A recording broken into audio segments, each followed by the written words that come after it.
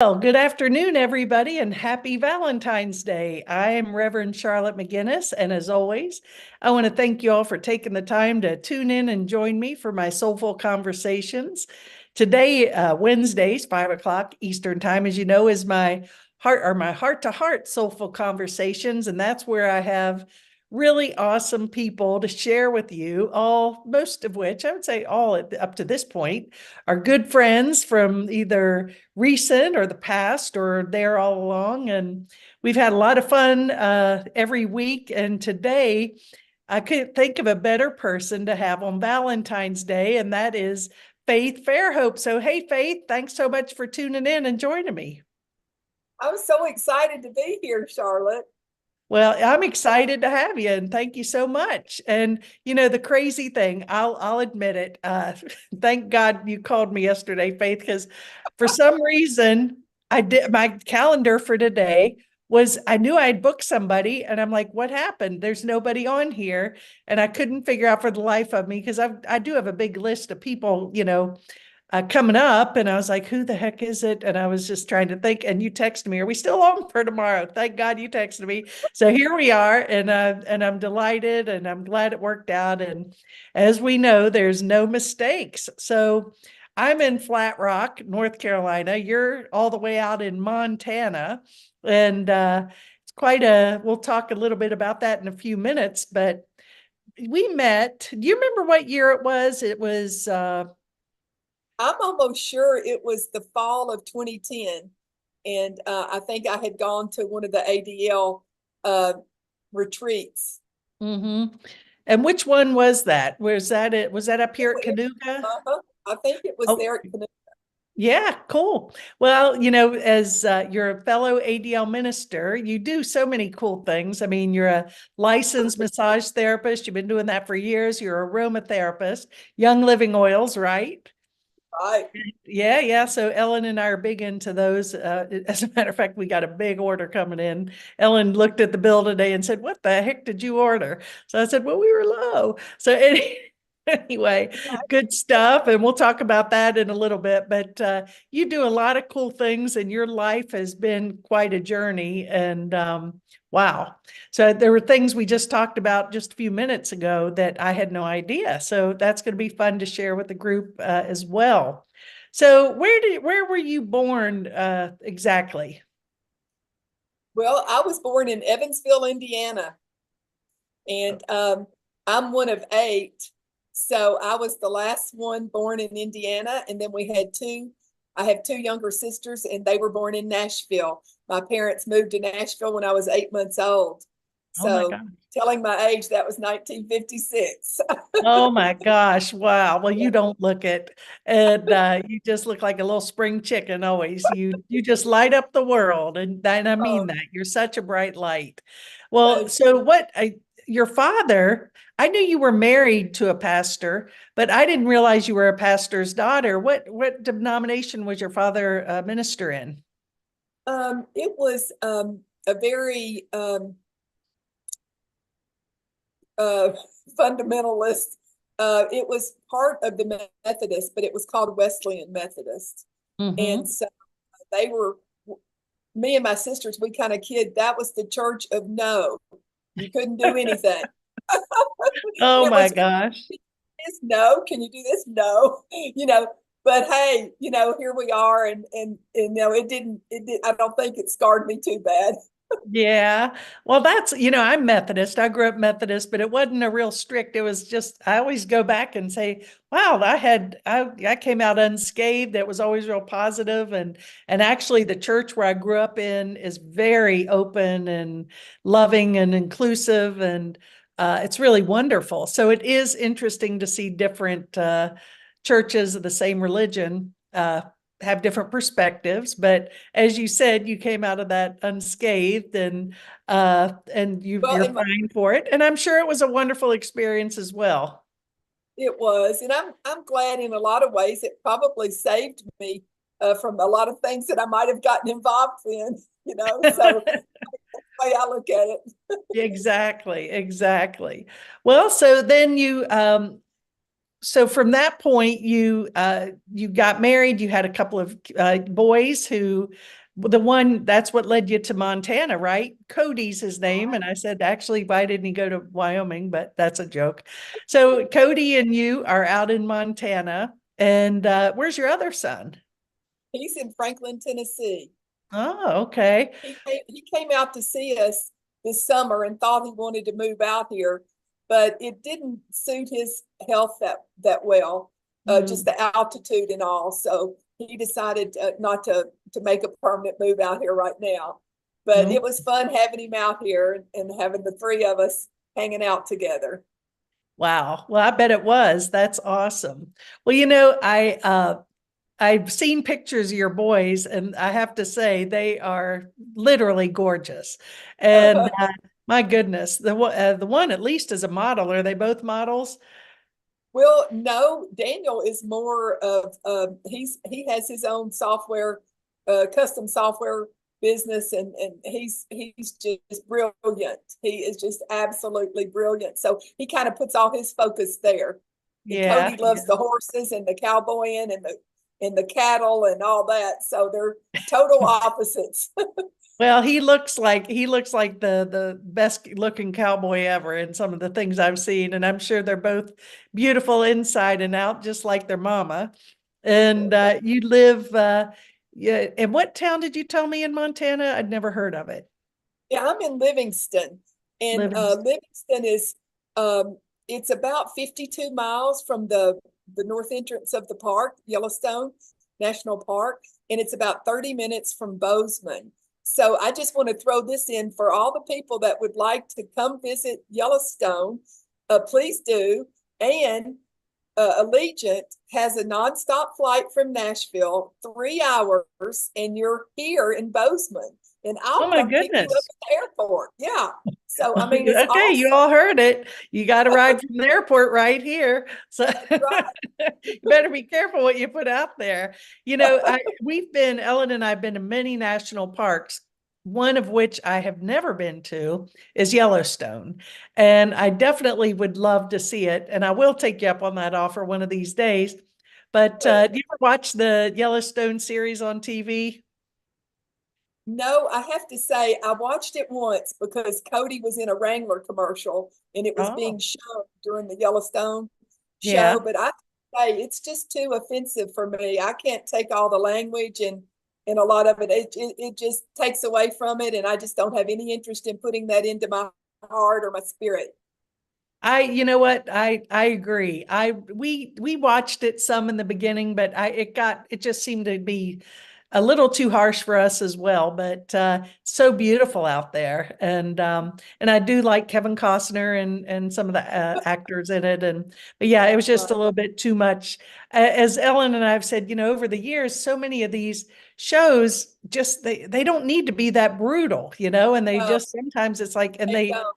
they yeah, but that. You know what I really love is, and I didn't even wasn't aware of it, but it's the INSP channel, which is Oh, stands for inspiration. mhm. But Cody was in a show there. It was called The Legends of the Stagecoach, Oh, wow. and it was shown on there, and so they show a lot of the old Gunsmoke, Bonanza, some of the good wholesome ones, and so I enjoy seeing that.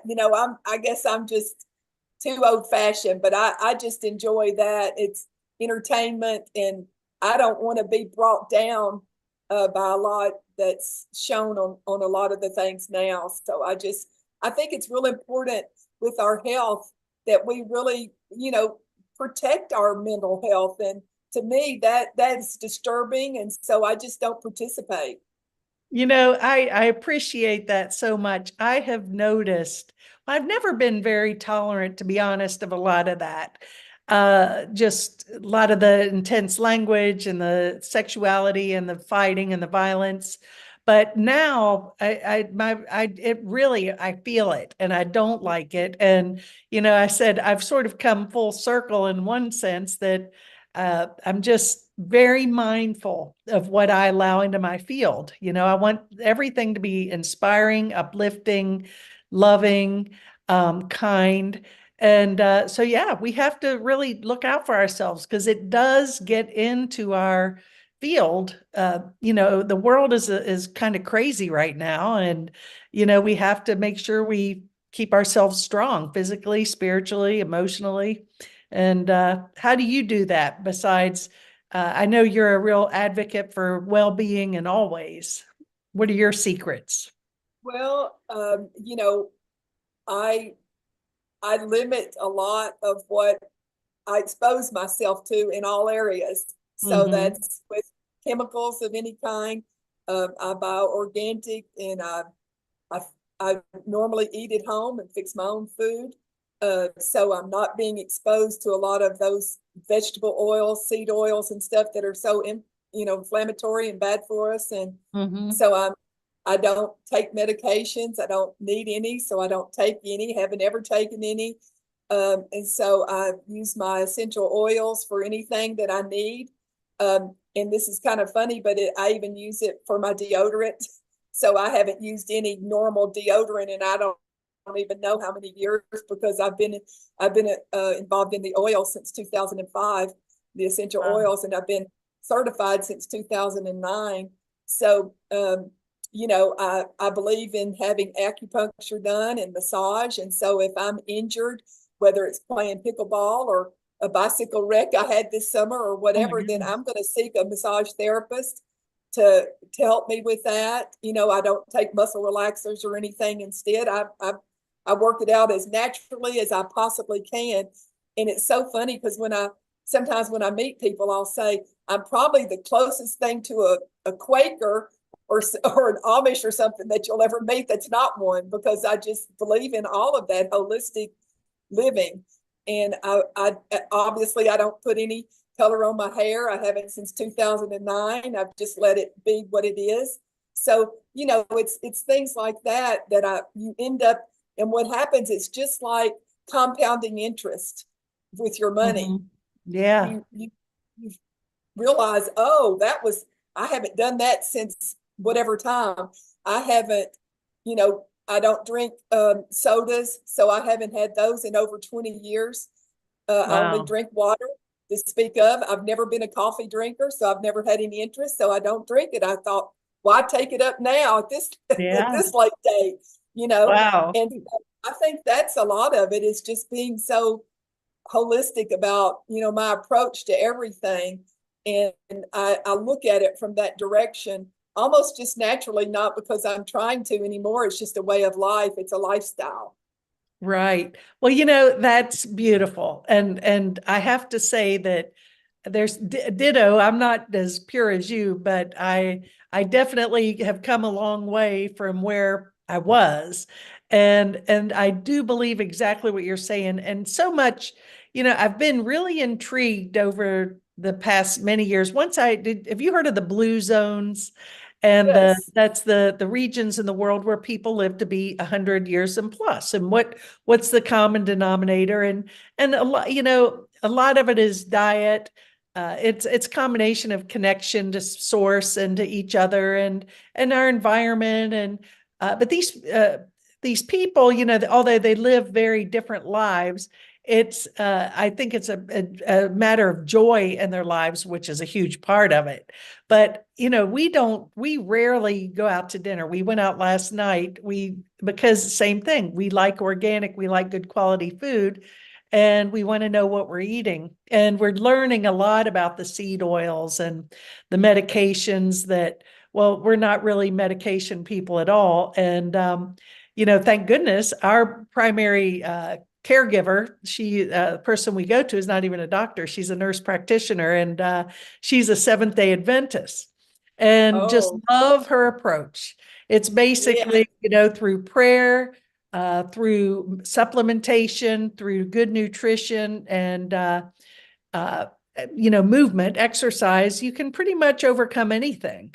And there's so many things, in our environment, you're looking at it, you're sort of the embodiment of someone who's embracing all that's good, because you're not letting the media and these trashy shows get into your consciousness, and you're living a clean life. And and as a result, guess what? You don't need medicine, and you're a healthy being. So good on you, and you're an inspiration for me to even go deeper than what we've already done. So that's awesome. Were you always like that?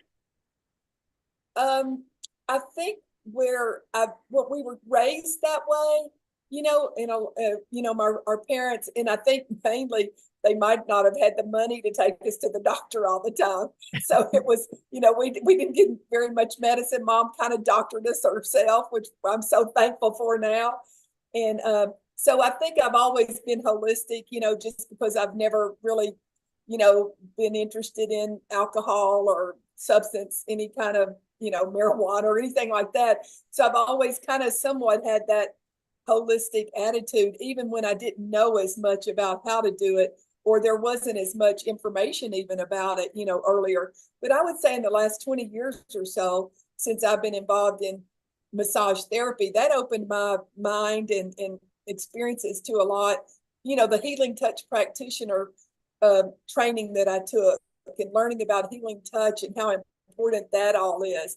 And what that does too is it prepares your heart and your spirit. So, you're not interested in being involved in drama. You're not interested in talking about other people and in a negative way or anything. I just want to get away from that when I'm around it or hear it. So all of that too is kind of a protection, for your own self and your own, your aura and who you are, and what you take out into the world, and I'm just Exactly. trying to be more and more where I'm not as judgmental. I feel like I grew up in a church that was pretty judgmental, and it was kind of our way or the highway. And, so I've had to, evolve and learn in a lot over the years. And I feel like I'm on that path still, try not Yeah. to make assumptions about a situation when it appears a certain way. It may or may not be. So kind of wait to see before I just jump at it, And so it's definitely an evolving thing. Well, you seriously, I'm getting goosebumps listening to you, Faith, because you're so sincere, and you are the embodiment of goodness, and I love that, and appreciate it so much. And I know you said you're religious, your dad being a pastor, it was kind of a strict upbringing. What'd you say, the church of no? Can't do that, whatever. But then lo and behold, you married a pastor. What was his background? Was he a little looser? Was he the same? What church was he in? He was the basic United Methodist. So his dad had been a minister and had actually been the Methodist chaplain at the Florida State Prison in Oh, wow. Rayford, Florida. So he used to kid people that he grew up in prison because they lived on the campus. So from the second grade until I think he graduated, he lived on the grounds of the prison. And he said, some of the inmates would cut their hair and do their plumbing and stuff like that. But Well, but yeah, he actually went to divinity school at Vanderbilt. So he was that was his second career. Did not start out that way. oh, wow. And yeah, so What I did he met do him. prior? He said he played football for Georgia Tech. My niece went to Georgia Tech. It's a great Really? school. So what did he do before he became a minister? He graduated in 72, just to put the timeline on it, from Tech.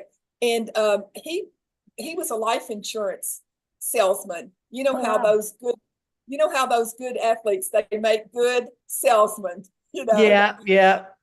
And so he worked for Northwestern, and he was in insurance. But when I met him, he was in divinity school at Vanderbilt. So I met him as a student and in his second career. And he was actually a waiter at this really darling little restaurant in Franklin, Tennessee, and I had gone there for lunch, and he was my waiter.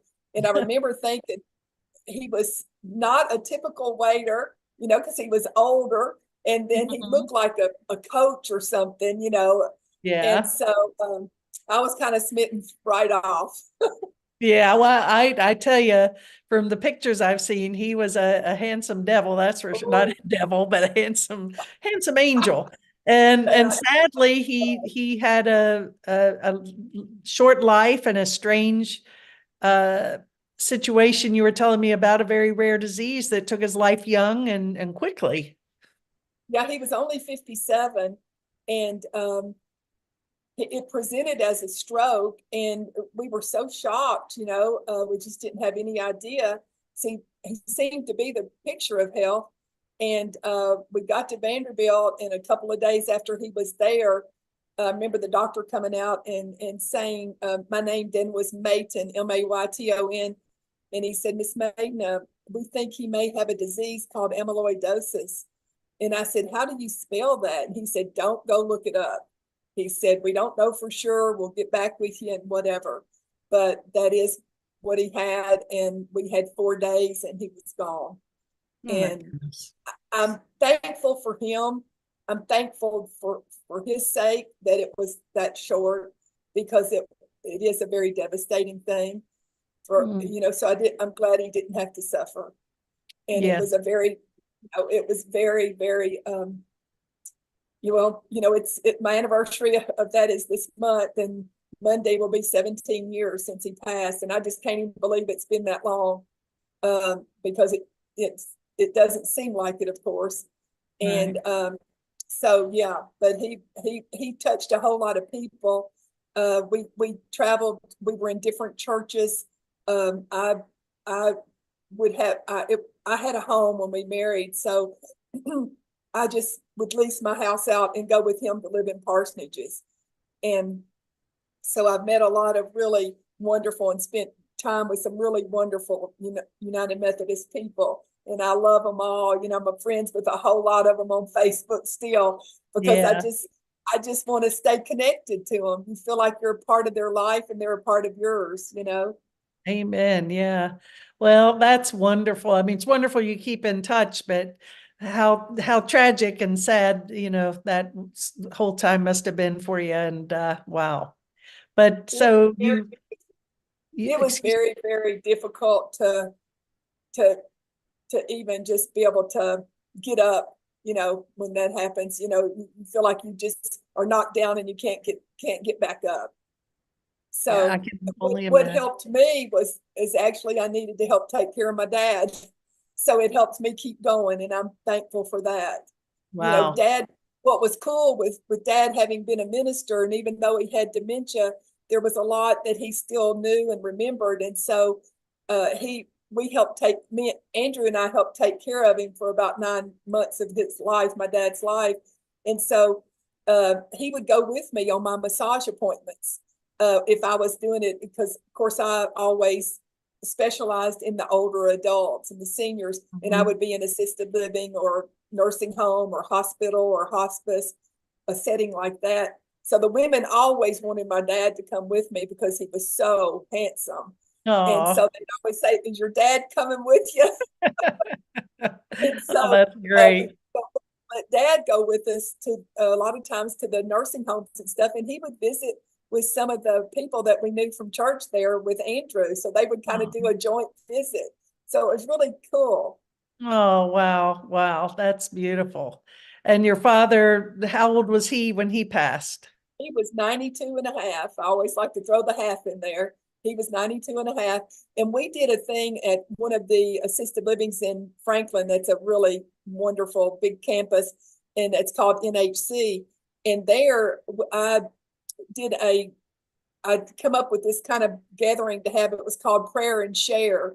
And we would maybe, discuss purpose driven life book, or there would be something that that we would have on the agenda for that time. And dad would go with me, and he a lot of times when we got ready to leave, we'd have a prayer and everything, and then dad would go by and take the hand of each person and speak a blessing over them before we left. And it was Oh, just the wow. sweet, most wonderful thing for me to have got to do that with him. And Oh, man. I know how close you were to your dad, especially. So I know you can No. relate to that. Yeah, there's a lot of relatable thoughts there going on through my head. My dad also is little over 92 and a half when he left the world. And he was a Methodist all his life and just a very pure man, really was, and such a Quality, blessing. quality Both my person. parents, yeah, quality, and I was blessed with the parents I had, and my siblings as well. So it's a blessing for sure.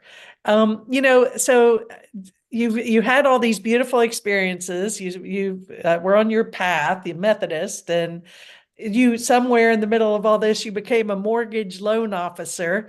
Is that and you did that for what, 8 years or something? Mhm. Yeah, and before that, it was funny because we just celebrated my sister, my oldest sister. We just celebrated that she's been in business 40 years in downtown Nashville. She owned a cake shop, Darlene's Cakes, Oh, and wow. so it was neat because when I was about 14, she had the first cake decorating school in Nashville when she was 19, and I was one of her first students at 14. And I always kid everybody, she gave me the family discount. She gave me $5 off my tuition. It was Oh, $55 and I only pay 50. And all right. but yeah, but then I helped her teach. So I'm bringing that up because she let me work with her because I knew how to decorate cakes and stuff.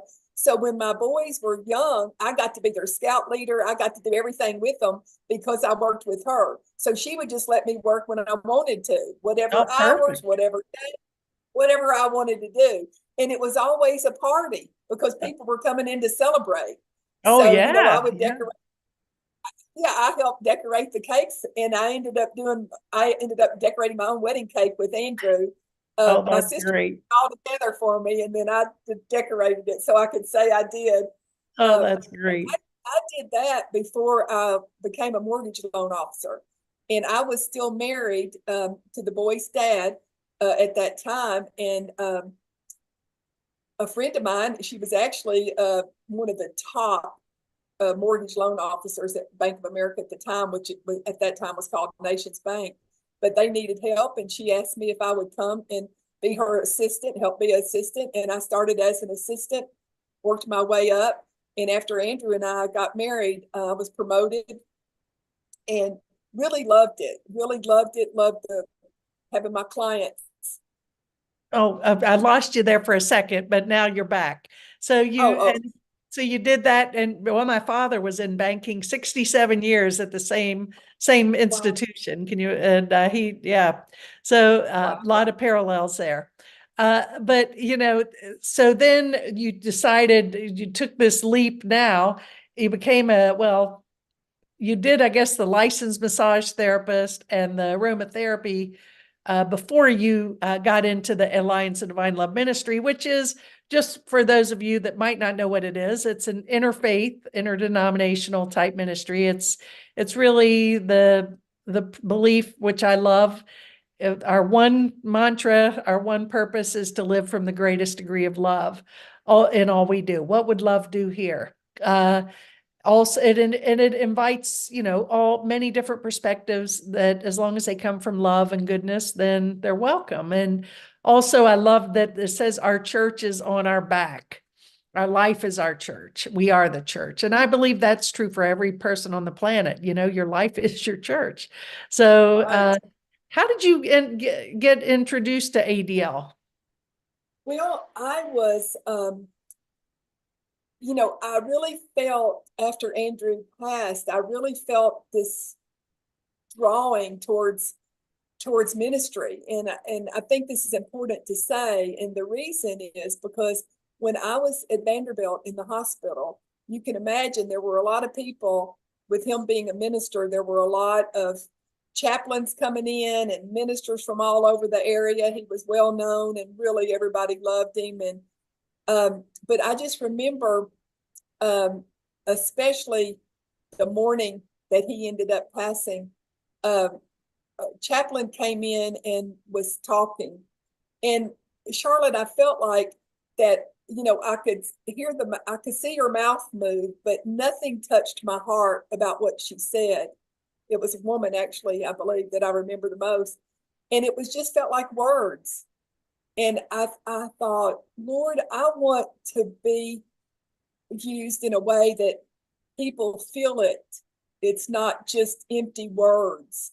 And so I felt like with me already being a massage therapist, like I said, healing touch practitioner, the aromatherapy, that was all things that you could bring together. And then if I could then also be ordained, then I could bring that aspect legally without anybody being able to say anything because Right, hey, I'm an ordained minister, right? And right, so right. about that same time, I met Linda Marie Nelson and Hmm. really loved her and what she represented and her telling me about ADL and what they stood for. And so I was just interested in going to seminary. And Hmm. so she was my mentor and she was wonderful. And I'm so grateful that I did it. I had really wanted my dad to be able to be at my ordination. And we had it at Scarrett Bennett in downtown Nashville, which is in the international room, which was just such a perfect place and everything to do it. But dad was just at that point, it wasn't quite where he could.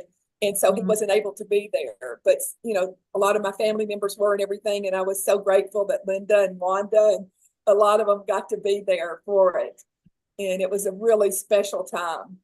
Wow. Well, that's amazing. Well, and now, you are the living, breathing entity of ADL, and we're proud of you and all you do and share with the world. I find it interesting. I asked you earlier, I said, are you still doing, well, let me back up.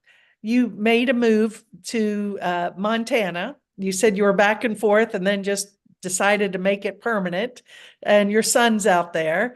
And I had asked you if you were still doing your massage therapy and the other spiritual work, even though, as we all know, our church is on our back, our life is our ministry. So it doesn't matter if you're digging ditches, you bring God to the mix, and that's our ministry. But you actually have taken a turn, and you became a realtor. Just you said in December, right? So how did that happen? And that, do you love it? I mean, tell us about that. Okay, well, it's a whole new career, and it's so funny because when I say I'm out here permanently, I have no idea what permanently is. Well, You know, yeah. Well, so I've told everyone that. I mean, it's funny because most time, once we're a certain age, we kind of feel like we're pretty much rooted someplace, pretty permanently. But I think because I did have to move from my home a lot, you know, when I was a minister's wife. And then when I took care of my dad, I went down to my sister's farm and stayed a whole year, took a year off from work to stay and help take care of my dad. So I haven't put a lot of my roots, I guess, down in any particular place. I kind of just feel like it's within me and I take it wherever I go and wherever I am. And I'm able to do that, which mhm. I know not everyone can, but that's just kind of how I'm made, I think. And so I don't know how long I'm out here. I have no idea. My lease will be up here in this darling little apartment I'm in downtown Livingston over Small Dog Realty.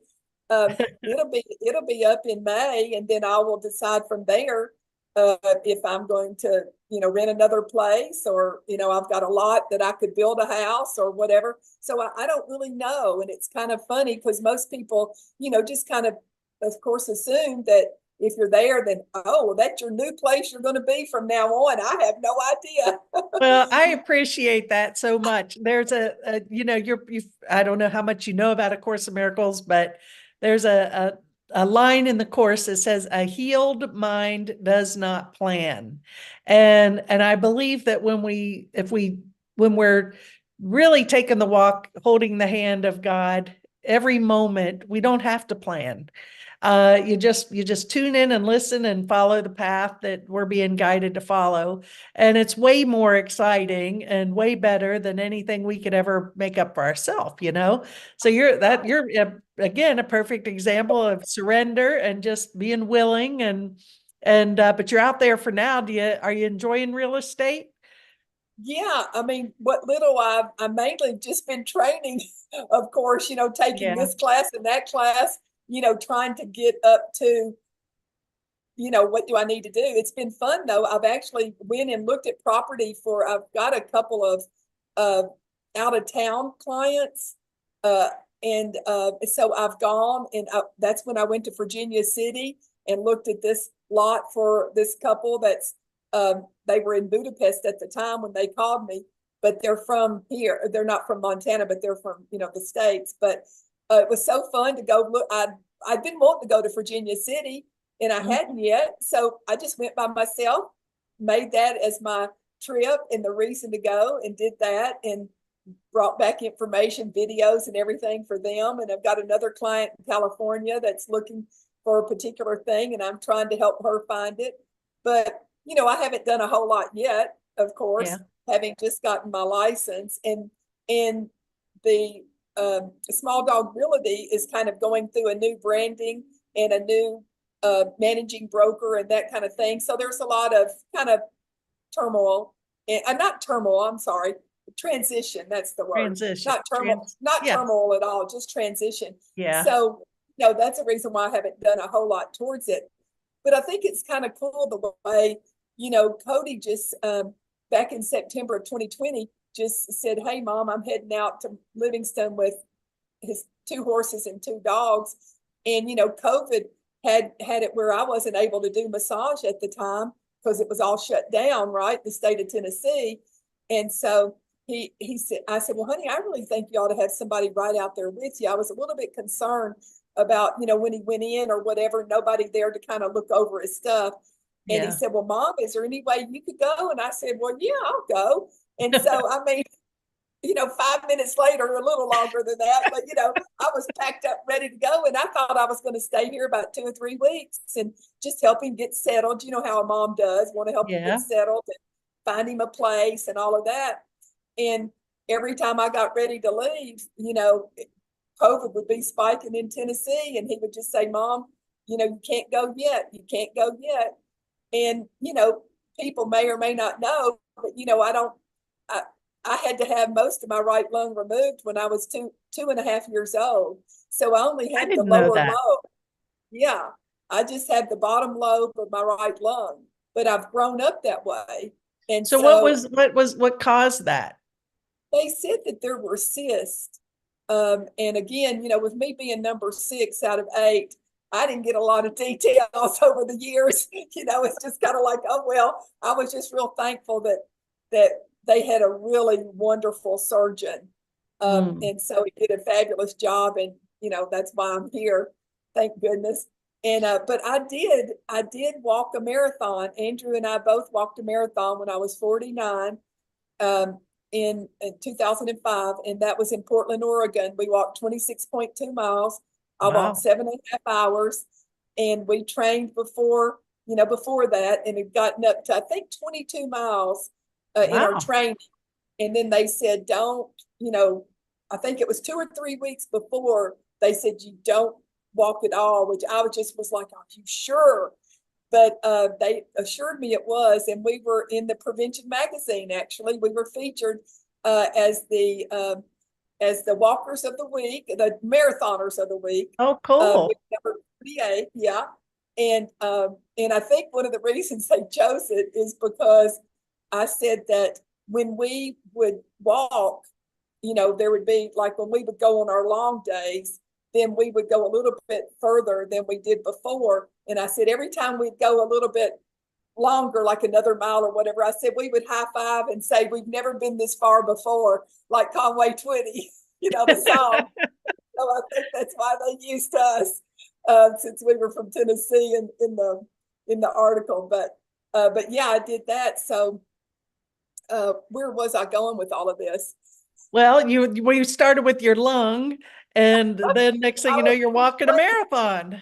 was explaining why I was out here in Livingston. So Oh, well, yeah, that too. Yeah. that's why Cody said, Mom, I don't think you should go back yet. I don't think you should go back yet. I don't think you should go back yet. So about the middle of February, I finally went back home, February of 2021. And then after that, I was just out here back and forth a few weeks here and there. And then finally, about the middle of 2022, which I can't believe, I mean, it's soon going to be 2 years, but I came out and he said, Mom, you've got to stay during the summer. He said, that's why everybody comes and lives here, is so they can live Mhm. and experience the summer. And I'd never been there really to experience the summer. And so I said, okay. And so I stayed. And then I'm still basically still here now, Oh, that's almost 2 years awesome. Well, that's where you're supposed to be today anyway, right? later. Yeah, that's how Yeah. it feels. Yeah. Well, and one thing we were talking about before we came on is you're huge into pickleball and you're getting ready to play your first tournament. When did you start playing pickleball? Well, it was interesting. It's, there's always an interesting story. But in 2010, I was actually on a senior magazine on the cover of a senior Tennessee senior magazine with my healing touch and stuff. And so the next month or so, I contacted the editor guy, and I said, "Hey, did you know the Senior Olympics is going to be here in Williamson County for the host state of Tennessee? And don't you think it would be a good idea to interview the athletes, for your magazine?" Yeah. And he said, "Well, we don't have anyone that can go do it." And I said, "Well, I'll go do it." And he said, "Really?" And I said, "Oh, yeah, that'd be fun." So I took, back then, you know how they had that little flip phone? I mean, Oh, not flip yeah. phone, but that little flip video camera. Oh, It was yeah. the little Those, sure. Cisco. And so I took it, went interview, and I saw a big banner that said pickleball. And I thought, what in the world is pickleball? And so I watched them play. And in fact, there was a guy in a wheelchair playing. I Wow. mean, it was amazing. He was so good. And so I got really interested in it. And I went to Dick's and got me a paddle and went and played a couple of times. And then, I would tell everybody I absolutely love pickleball. I never played it, but I loved it. I never Yeah. got to where it was. You know how you do, oh, I love to do that. Yeah. And Yeah. so, yeah. So finally, when I got out here, I was talking to somebody and I said, "Oh, I just love pickleball." And they said, "Well, we play over at the Civic Center." And I said, "Oh, well, I want to go." So I went, and now I guess that's been almost 2 years ago. And I went over there and started playing. And it's kind of interesting, though. I don't know if you've experienced this, but sometimes, it makes it a little difficult if you're the beginner coming in and you don't know anything. And then you've Hmm. got players that are used to playing and they like to be competitive and they want to play together, and you understand that. So what happened was that's kind of what happened. And so a guy that was there, he said, "Well, our church, which was the Latter-day Saints," he said, "Our church has a gym, and if you want to play with us, then we can kind of help you, know what you're doing so that Oh, you can play." wow. So it was so nice. So I got to play with him and their family and some friends that they would select that kind of needed some help. And so I played with them for probably 6 months or more. And so, yeah, and it really made it nice because then when I came back, people actually wanted to play with me. Well, and now you're playing 3 times a week, 3 hours at a time. That's a lot of pickleball, 3 times a week and 9 hours a week. Ellen and I started last year, and because I've always been intrigued by it too, and we love it. Now we're not like you, and you're going into a tournament, you said soon.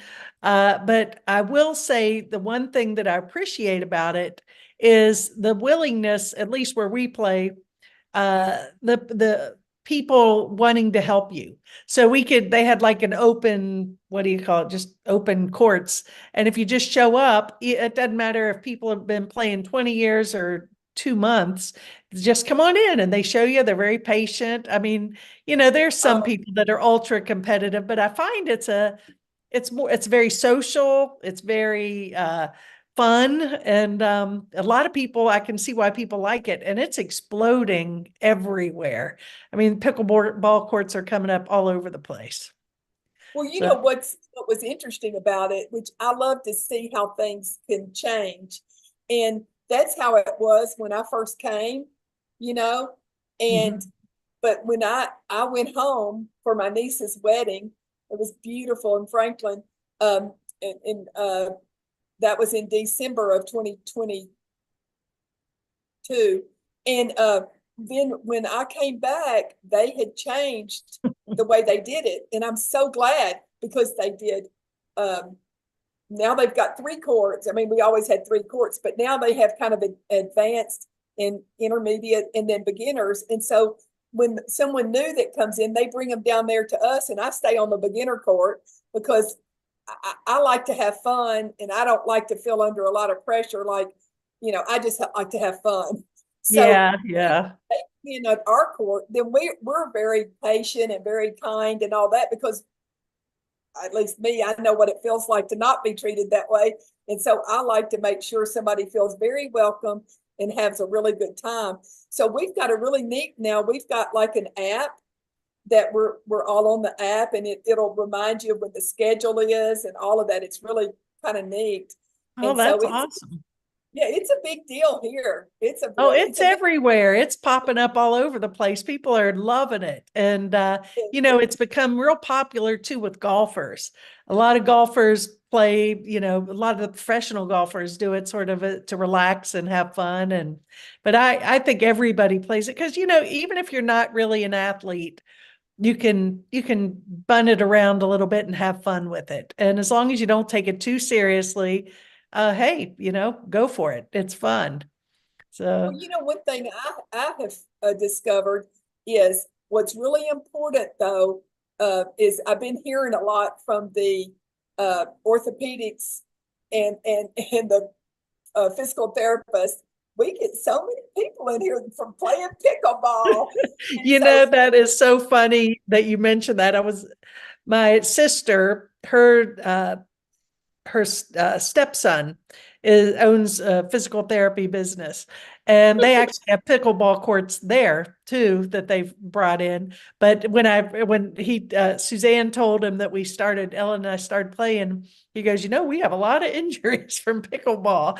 And yeah, I can see how. So you know uh what I think. You know what I think the biggest reason, at least this is what I experienced, was that I was playing too often, too long, and I had not taken the time to really build up my quads and my hams and mhm. my glutes. And because so then what happens is your knee is having to do all the work. It doesn't Oh, have the support and the help that it needs from all the muscles. And so, yeah. in fact, I'm going to PT tomorrow Oh, in the wow. morning to get some specific exercises that I can just make sure that I'm doing so that I can keep all of those strong enough so that Hmm. it's not putting too much on my knees because I don't want to. Yeah, that's great. And you know what? The one time I almost had an injury was exactly on my knee, and that makes a lot of sense. So, It really does because yeah, yeah, because because it doesn't have the support it needs. It doesn't have right. enough strength of those muscles because you're using them and going in so many different directions and stuff and so quickly. So Yeah, it really does make sense. yeah, it And that's does. what I would recommend if anybody's doing it is just do your squats and and the stuff to kind of build those muscles up. That's a great, great suggestion. Yeah, good advice. Well, so, wow, there's a lot of things I learned about you today that I didn't know, and you're an amazing person, inside and out. And you're, like I said earlier, you're a light in the world, and appreciate everything you are and everything you do. And I want to thank you for joining me here today. And I know everyone listening has enjoyed it as well. And if they didn't listen live, they'll listen to it later. But one thing we didn't touch base on was uh, one thing we connected on was the Blog Talk Radio, and you had a show on our network called Fridays with Faith, and I'm just getting, you need to be back on. Do some Facebook Live or some sort of blogging or podcast. You've got so much rich, beautiful information to share. I'd love to see it. Look into that, and I'll help you Oh, if you need help. thank you, Charlotte, because I've really been thinking about it again because I really enjoyed doing that. And I really think out here in Livingston would be a great place for me to do it. One of the things that motivated me back home was my seniors that had such rich lives that I Right. wanted them to have an arena to be able to share it because they were so amazing and nobody knew it. Hmm. Nobody knows. And Right. I remember specifically BJ Markovich, because she was the first female and the youngest to ever work on the detonator for the atom bomb. And she was right there in the assisted living. And she'd Hmm. worked on the Manhattan Project. And I'm like, what are the odds? Yeah. So amazing, the kind of quality of people. And so that was one of the things that I really loved was to be able to let them share their story and me hear it. I wanted to know about it. Yeah, yeah.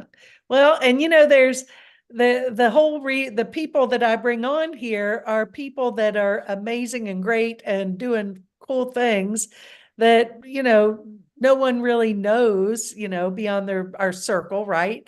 But Right. the other well-known people are getting their, due time and their message out there, and that's wonderful.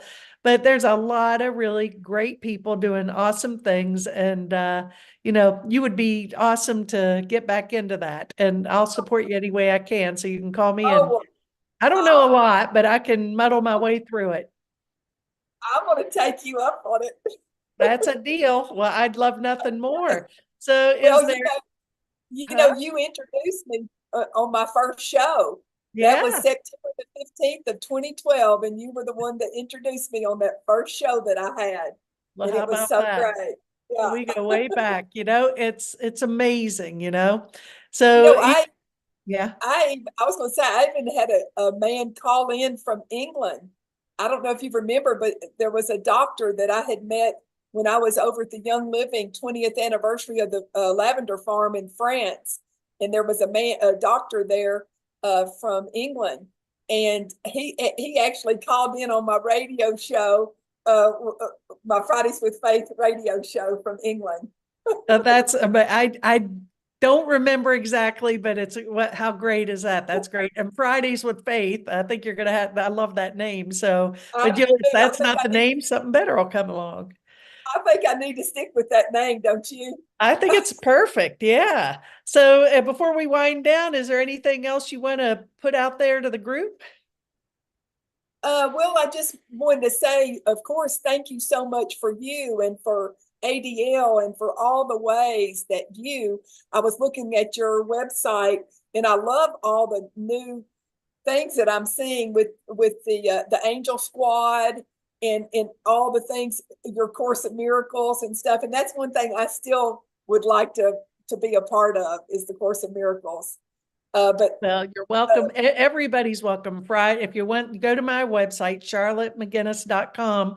Everything is there. I would love for you to join it. Anytime, you're welcome. And putting out a plug, and you may be interested as well. Holy Moments. Have you read that book? Do you have that book? no, well, for some reason it seems like I have, but I'm Well, trying to it's think it's back. really a movement, and people are a lot of churches have made it available, and they're actually, if you go to holymomentsbook.com, they offer it for free. You can get multiple copies and share them with your friends. And so we're doing a book study on, it's going to be on Wednesdays at 11 a.m. My friend and I, Julie Considine, and she gave me one for Christmas. And then a couple of weeks later, my dear friend Martha gave me another one. And I said, okay, there's a Oh, message here. And it's a beautiful book. So if you could join us for that, that too is on the website. okay. Everybody can look at it. But you're a treasure and a gift to the world, Faith. And thank you Oh, for being thank you, on. Charlotte. Well, you certainly are too. So I appreciate you and all that you've meant to me over these years. You've been Well, a wonderful mentor. Well, our work has just begun, as they say. Well, Okay, well, good. everybody, thank you for tuning in. And if you feel moved to share this, pass along with your friends, please do so. And next week, my guest is a dear friend, awesome guy, Ed Carrasquillo. Great guy. And you're in for a treat there as well. So, Faith, thank you. Right. Thank you, everybody. And blessings and namaste.